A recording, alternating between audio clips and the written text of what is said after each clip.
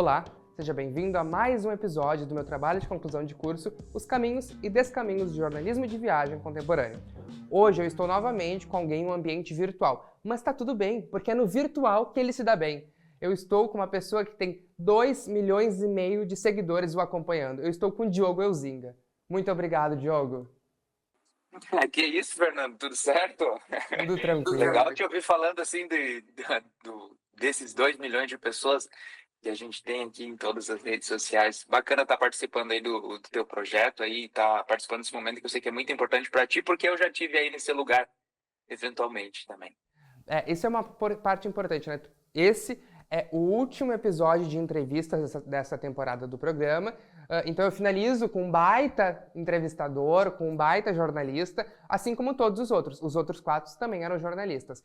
E é essa a primeira pergunta que eu quero começar, Diogo.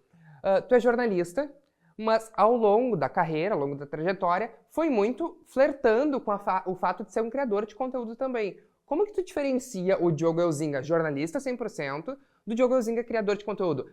Ambos na mesma pessoa, mas existe uma diferença, né? Existe uma diferença entre ser só um criador de conteúdo e só um jornalista e ser ambos. Como é ser ambos?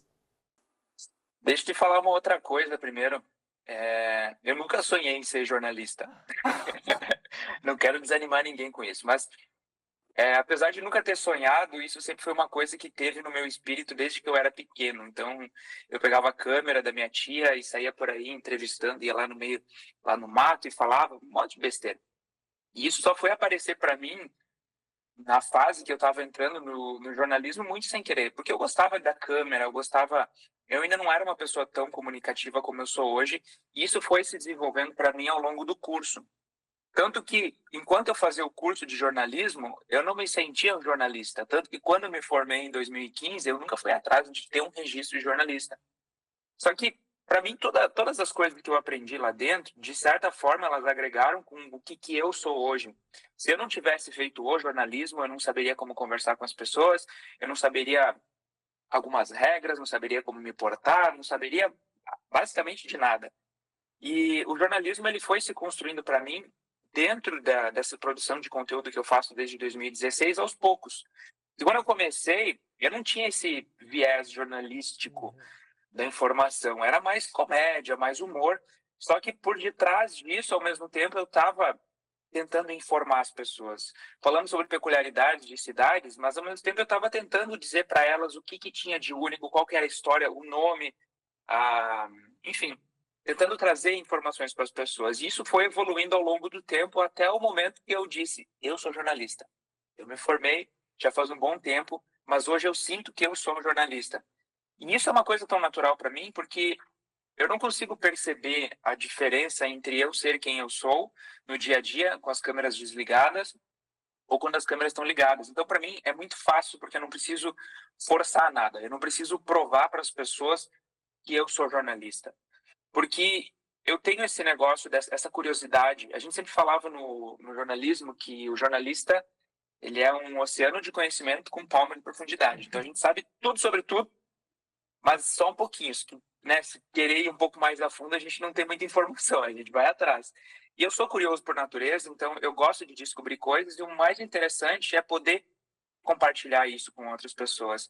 Então, se tu me conhecer no dia a dia, longe das câmeras, tu vai ver que eu sou exatamente a mesma pessoa. Eu sou aquela pessoa cheia de, como é que dizem, de cultura inútil. Aprendo qualquer coisa, estou compartilhando com as pessoas, porque eu gosto de ter conteúdo, eu gosto de ter assunto, e eu gosto de gerar assunto para as pessoas também. Principalmente coisas que ninguém está comentando. Não sei se eu fugi da tua pergunta. Não, é exatamente essa a pergunta, e agora eu vou complementar ela. E quando surgiu essa troca na chavinha de perceber, então tá, eu sou um jornalista de viagem? Eu acho que para mim a virada de chave foi toda vez que eu precisava ir num hotel e me pediam qual que era a minha profissão. E eu não sabia se eu dizia, youtuber, produtor de conteúdo. Não, gente, sou jornalista. Eu sou formado nisso.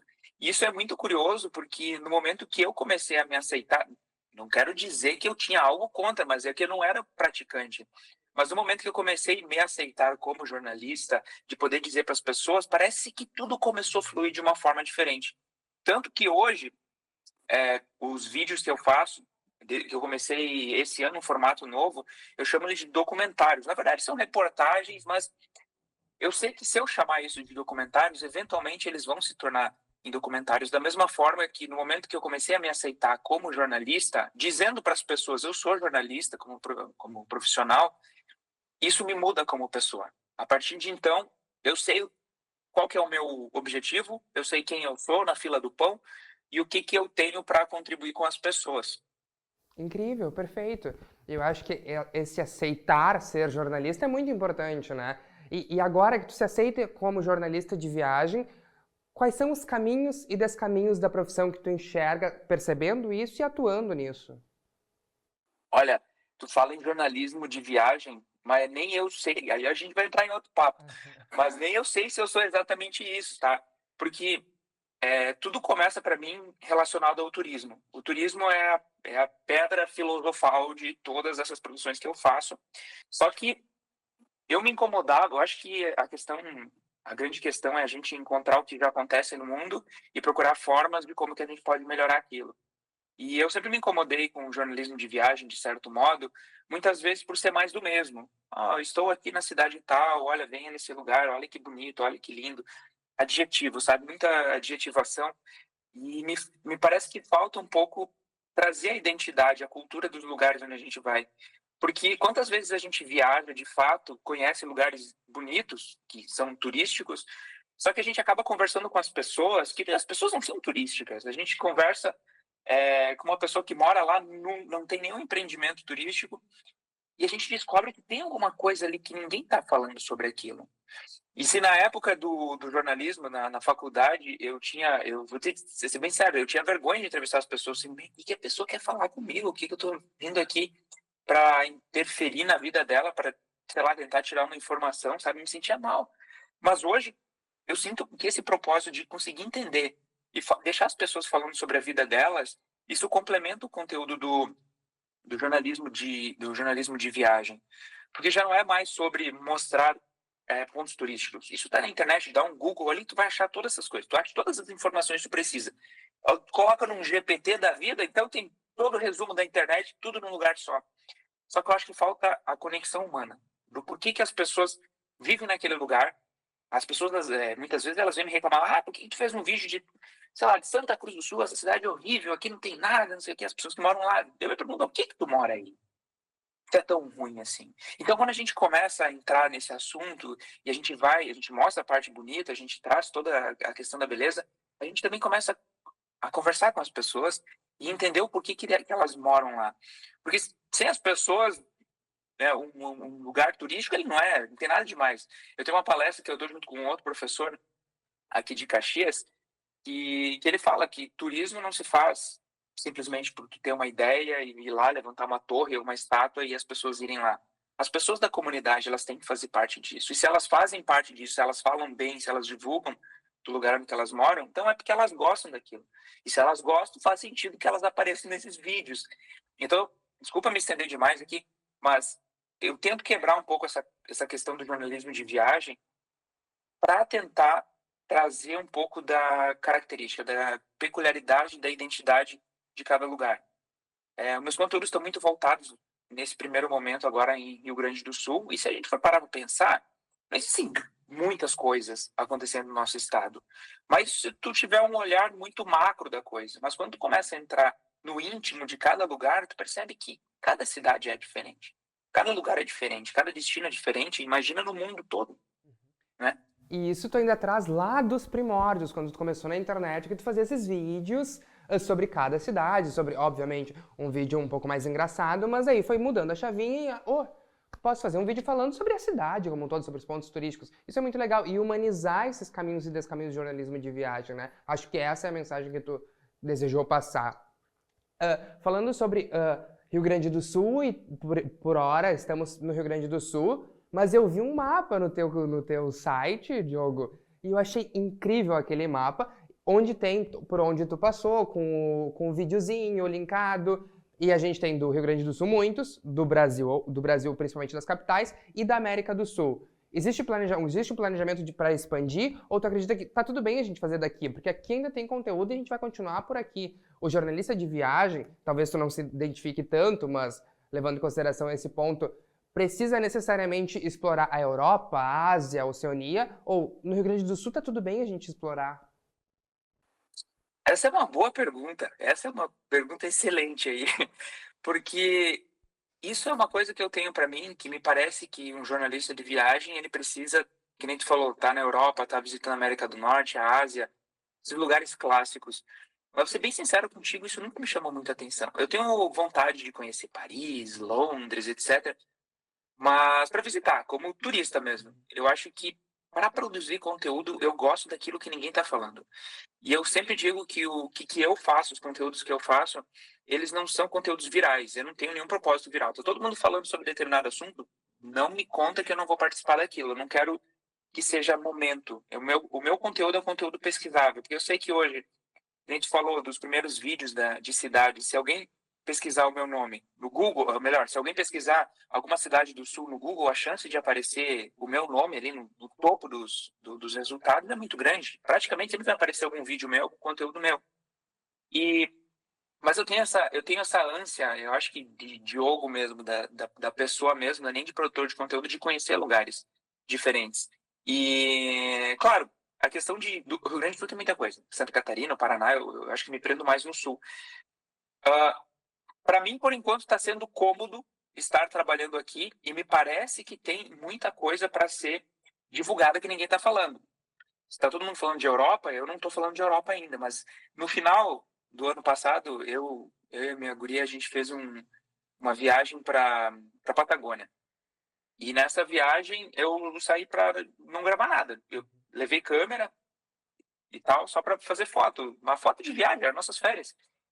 Só que aquilo ali me abriu um pouco a mente, que eu pensei, eu poderia estar produzindo conteúdo aqui fora. Mas, de outra forma, isso também me complica um pouco, porque para mim facilita muito estar fazendo esses conteúdos no Rio Grande do Sul, porque eu tenho muito acesso, eu tenho portas que se abrem em qualquer lugar que eu vou. Então, eu poderia fazer um vídeo sobre o Amazonas, sobre Manaus, mas eu acho que seria muito mais complicado nesse momento de estar produzindo esse conteúdo, porque eu não tenho as pessoas certas para me ajudar a chegar nas pessoas certas. Eu não tenho esses contatos. Hoje aqui, essa semana a gente começou 2 pesquisas, uma de Nova Prata e uma de Cambará do Sul, e é muito fácil como eu tenho essa proximidade de entrar em contato com as prefeituras, com as secretarias e eles me ajudarem a organizar o que eu quero nesses vídeos. Porque o meu maior medo, às vezes, é de falar de um lugar, mas falar 10% dele. Ou tentar representar como que é a identidade, a cultura de determinada cidade, só que só pegar de um lado enviesado, entende? Porque todas as cidades, elas são múltiplas.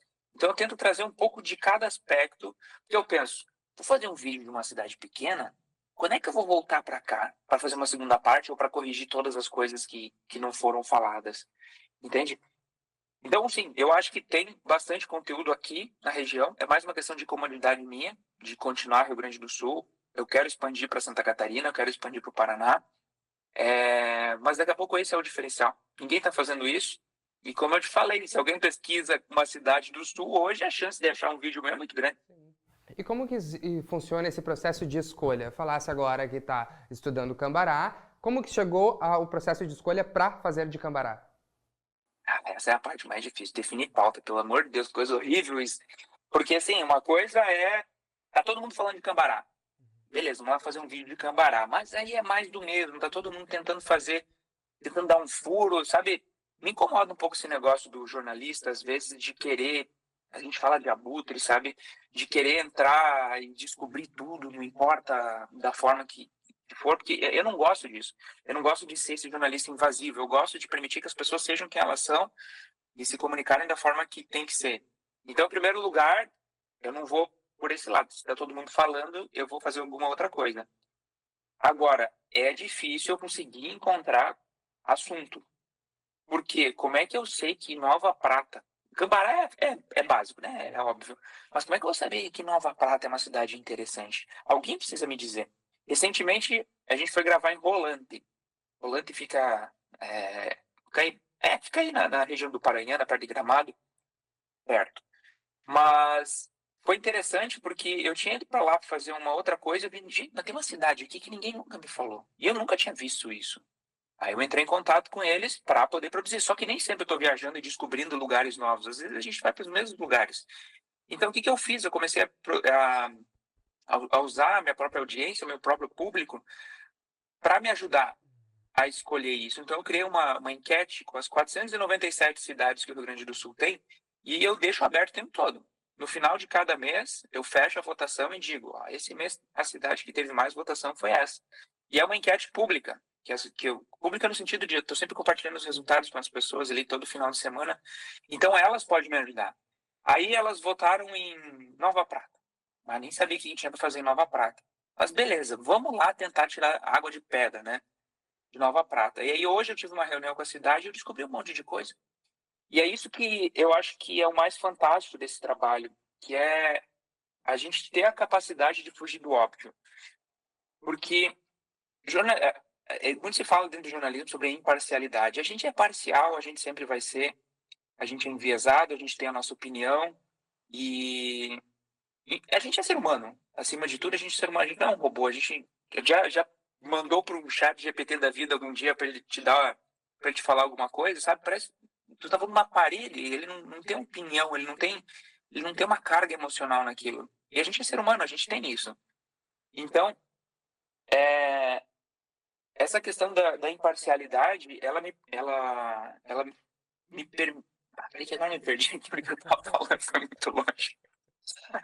Tá tudo bem. Qual foi a tua pergunta aí mesmo? É que eu viajo. Eu também já esqueci. Mas a gente pode entrar numa pergunta que eu ia te perguntar agora, que é o que não fazer. Porque tu está citando agora sobre a parcialidade. Imparcialidade, a gente pode falar o que não fazer, o que o jornalista não deve fazer. Fingir, talvez, essa parcialidade?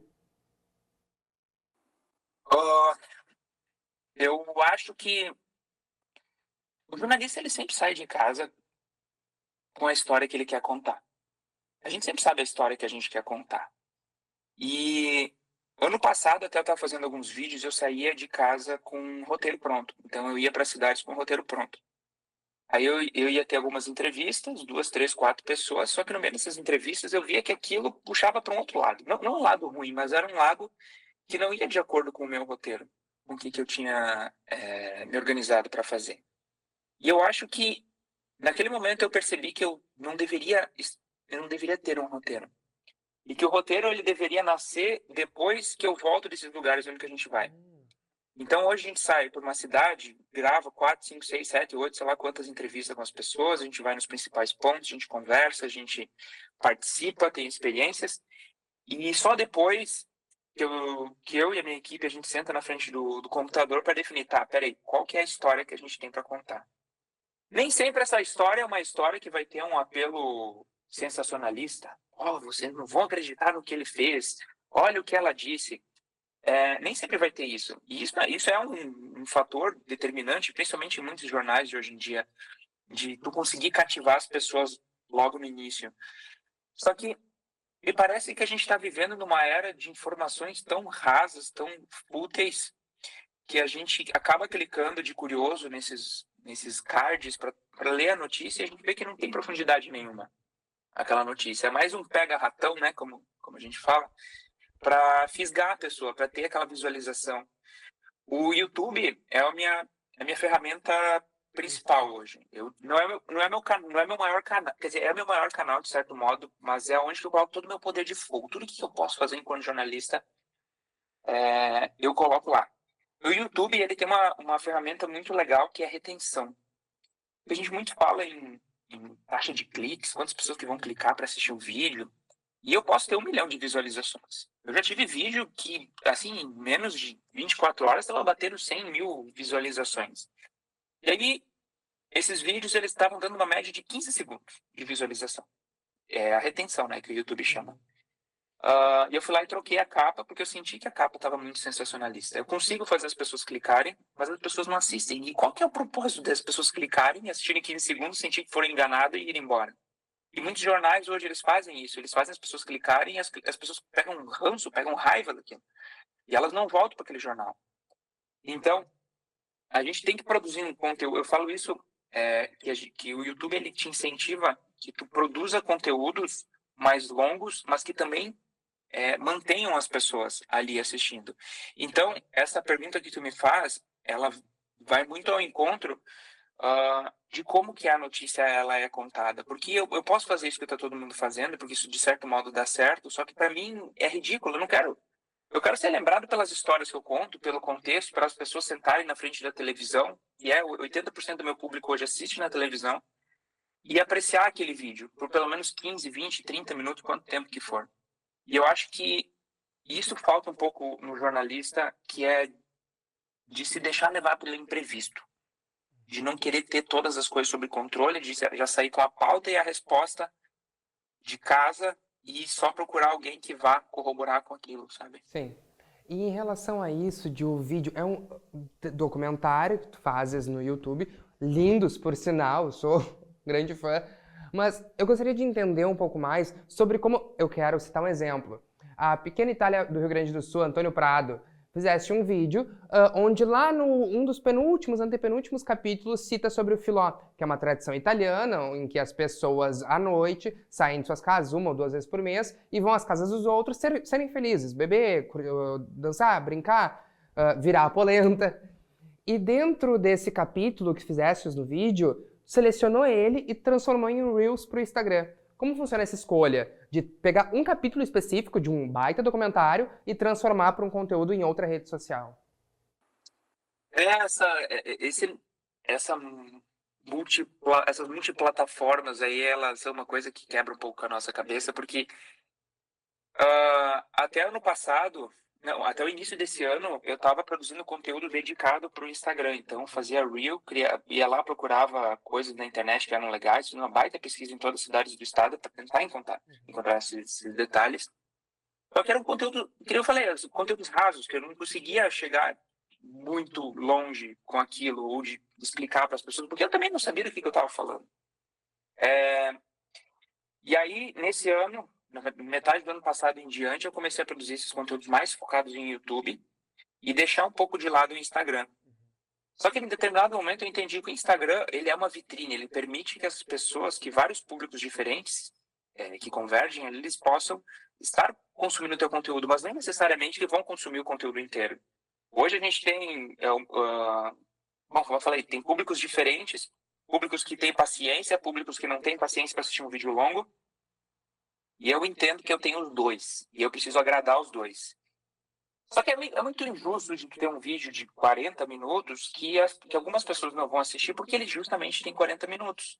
Aí eu me obrigo, de certo modo, a estar quebrando esse vídeo longo em vários vídeos curtos para jogar dentro do Instagram, mas não necessariamente que esses vídeos do Instagram eles vão levar o público para dentro do YouTube. Então eu tenho que alimentar duas galera diferentes ali com a mesma comida. Sim.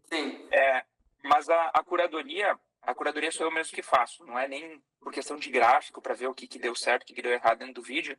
Mas existem coisas que eu acabo de... A maioria desses Reels que a gente vê no Instagram, esses verticais, eles são coisas que eu descobri depois que eu estava lá. E por isso eles não são gravados lá, são gravados contigo em um cenário. Isso. Eu uso as imagens que eu fiz lá, mas tudo é roteirizado depois, quando eu volto pro estúdio. Porque a gente foi para Santa Cruz agora, né? Na internet falava que tinha uma caverna lá, uma gruta, que era bonita, mas essa informação, meia dúzia de fotos e já era. Só que quando eu fui lá, eu vi que, peraí, não é tão simples assim, isso aqui é gigante. Como é que ninguém tá falando dessa gruta aqui dessa cidade? Como é que ninguém tá falando do filó de Antônio Prado? E Antônio Prado, ninguém estava falando da cidade. Aí, de repente, começou a pipocar. Eu não sei se eu contribuí com isso ou não, mas a questão do filó eu já ouvia falar há muito tempo. E eu nunca vi nenhum vídeo. Eu sei que eles se divulgam, etc., mas eu nunca vi ninguém com uma escala grande estar falando deles. E para mim foi uma surpresa ter falado sobre esse filó, porque depois o próprio pessoal do filó eles disseram, olha, a gente fechou a agenda até o final do ano. A gente tinha 1 ou 2 filós por mês, a gente está tendo 2 por semana por causa disso. Então, e isso é uma cachaça, né? Isso é um vício depois, no fim das contas, porque se tu pode fazer isso, se tu consegue mudar a vida de um lugar, de uma pessoa, eu acho que é sobre isso no fim das contas, sabe? Não aquele jornalismo predatório Eu acho que aquele jornalismo que contribui.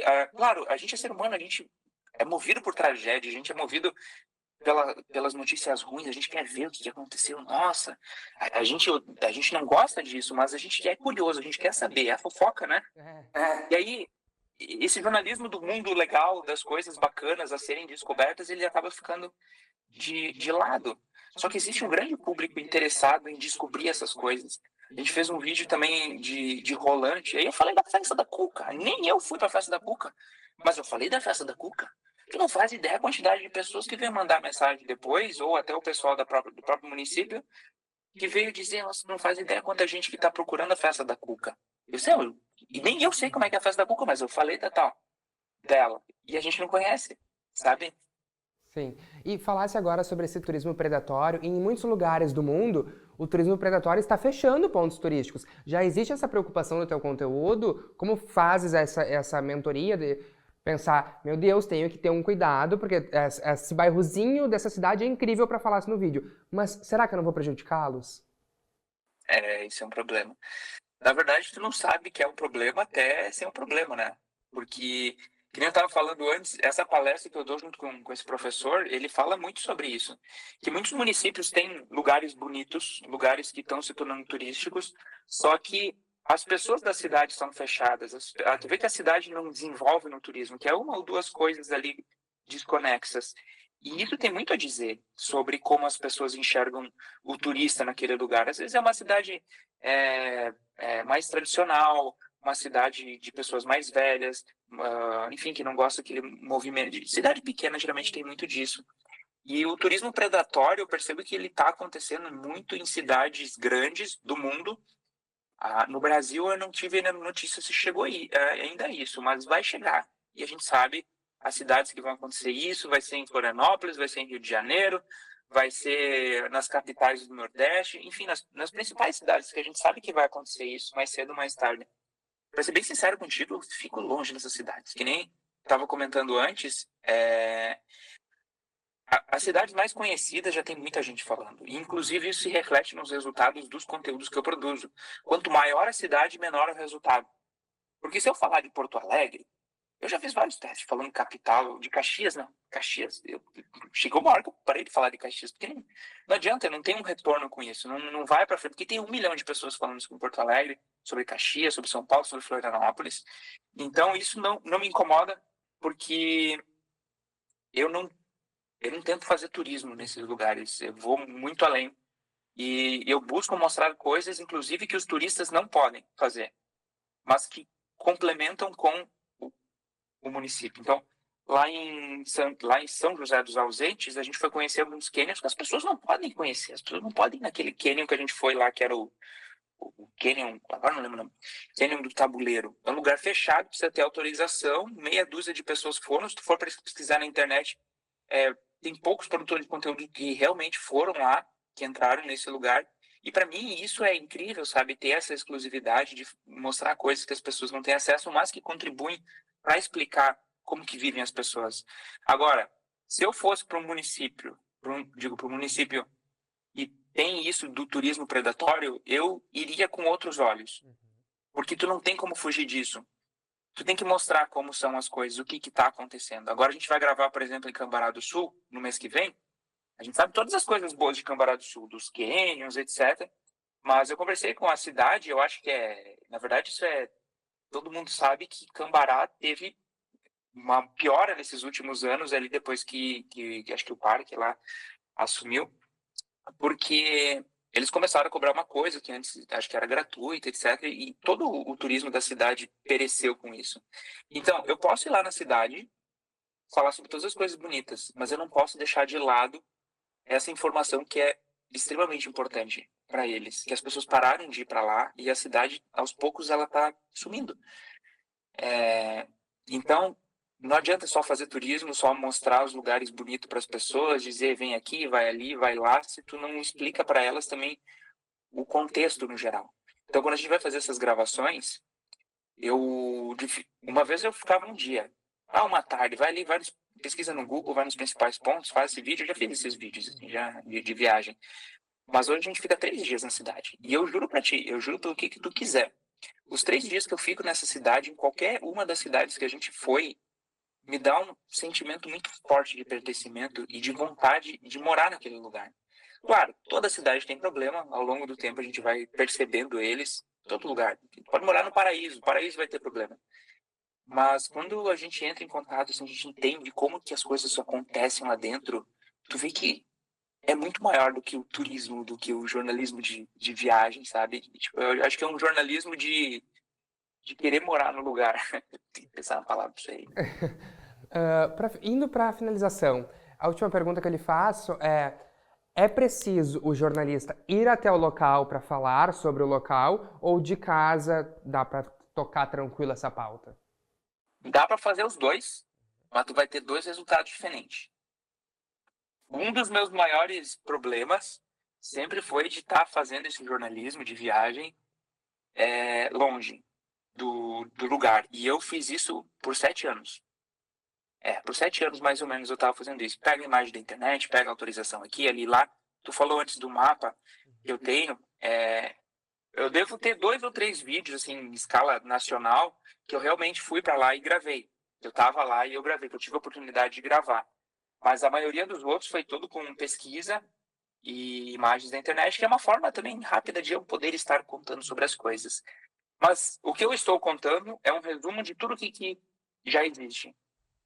Quando tu vai para o lugar, tu tem aquele segundo de silêncio, aquela pessoa que tu tá entrevistando, que tu faz uma pergunta e de repente tu fica em silêncio e ela começa a te falar uma coisa que tu não perguntou. E isso é muito incrível, isso é muito legal, quando tu dá voz para as pessoas contarem a história delas. E como é incrível a imagem que a gente tem das pessoas antes de falar com elas. A gente troca uma mensagem ali no WhatsApp, tu pensa, pá, mas essa pessoa, acho que ela é meio fechada, acho que ela nem quer conversar comigo. Já vai com o pé meio atrás. Quando chega lá para gravar com ela, aí tu vê que a pessoa ela é super aberta contigo. E outra, eu não sei se é isso da cultura gaúcha ou da coisa do sul, mas deve ser no Brasil inteiro isso. Tu vai em cidade pequena, tu vai conversar com uma pessoa que mora lá no interior. Tu chega na casa, tem bolacha, tem café, tem comida. A tia ali fez um pão para ti. Sabe? E isso faz parte do negócio. E eu acho que, acima de tudo, das pessoas entenderem, tu pode ser um jornalista, mas tu também é um amigo. Eu já, vou ser bem sério contigo, eu já tive inúmeras oportunidades de usar nos meus vídeos coisas que as pessoas falaram que eu fiquei pensando, mas isso aqui vai dar bom, hein? Se eu colocar na internet, isso aqui vai bombar. Mas eu não coloco. Eu não gosto de expor as pessoas necessariamente. Eu acho que a gente sempre acaba falando, quando a gente está falando muito, a gente sempre acaba falando demais. E algumas pessoas podem usar isso da forma errada. Então, eu acho que tem essa responsabilidade também de fazer as pessoas parecerem bem, porque o jornalista ele tem uma grande responsabilidade, porque é ele que vai definir se aquela pessoa vai ser bem vista ou mal vista. Então, recentemente estava em Santa Cruz do Sul, gravando, a mulher tinha uma galinha de estimação. Era muito engraçada aquela cena lá, da galinha. Aquilo foi muito peculiar, sabe? Ela tratava como uma filha, assim, tinha um quarto e roupinha para galinha. E eu pensei, eu preciso tomar o máximo de cuidado possível para as pessoas que estiverem assistindo esse vídeo, elas não ridicularizarem ela. Não por ser ridículo, mas justamente por ser um assunto que, com certeza, levantaria muitas questões para as pessoas. Então, eu acho que esse é o grande desafio do jornalista, de ele entender que a pessoa que ele está entrevistando, ela tem uma vida, ela tem uma reputação a zelar, ela tem sonhos, ela tem frustrações, e a gente é responsável por isso, de certo modo, sabe? Eu já tive meus percalços, já levei algumas, não é intimações que chamam, mas já levei mais intimado. Mas já tive que responder 1 ou 2 processos por causa de coisas assim, e isso vai mudando a gente. Não eu digo para a gente começar a se fechar e não dar a nossa opinião, mas eu acho que existe um limiar. Para pensar mais no conteúdo que vai ser elaborado e que vai ser pensado, porque querendo ou não, são 2,5 milhões de seguidores que vão ver aquilo, né? Que vão ter acesso. Isso que vão receber a notificação, sem contar as 200 milhões de pessoas que tem no país, das 7 bilhões do mundo. As pessoas que te conhecem, que elas sabem qual é a tua opinião, ou quem tu é, ou como tu trabalha, é um tipo de pessoa. Mas tu tá sempre respingando nas pessoas que nunca te viram e estão tendo pela primeira vez contato contigo. E essas pessoas, elas podem acabar estragando a tua reputação. Digo, a minha enquanto jornalista e da pessoa que está lá na ponta sendo entrevistada também. Então, isso é uma questão muito séria de definir. Tu quer ser esse jornalista que vai incomodar? Beleza, seja, mas esteja preparado para isso. Tenha um bom psicológico para isso e um bom advogado também. Eu não sou essa pessoa. Eu não sou essa pessoa. Eu não sou do jornalismo predatório, eu não sou desse jornalismo que faz as pessoas se sentirem mal, até porque eu também me sinto mal se alguém vai me mandar uma mensagem depois dizendo, apaga aquilo que eu pareço ridículo, enfim. Perfeito. Diogo, para finalizar, eu vou te fazer 2 perguntas muito rápidas, porque o nosso tempo já está estourando. A primeira pergunta é: qual cidade tu deseja muito visitar? Do mundo, tranquilo. Eu não sei nem falar o nome da cidade, mas é a capital lá acho da Islândia, acho que é Reykjavik, uma coisa assim. Eu sou fascinado pela cultura do frio. E a cidade que tu já visitastes e que quer muito voltar? Voltar para turistar ou voltar Para para turistar. Vancouver? Incrível. Incrível. É. Eu quero te agradecer e dizer que foi um prazer enorme estar contigo aqui hoje nesse último episódio de Entrevistas do Meu Trabalho. O prazer foi todo meu. A gente ficou um tempo ali nesse vai e vem ali, será que rola, será que não rola, enfim, mas que bom que rolou e que bom que foi bater esse papo contigo e é bom porque eu acho que toda vez que a gente fala de si próprio, a gente conhece um pouco mais da gente mesmo. Então te agradeço pelo convite e desejo sucesso nessa jornada, porque me parece que tu quer ser jornalista de viagem. Eu Precisar de acho. algumas dicas, alguma coisa, pode me chamar um dia aí. Vai ser um Perfeito. prazer.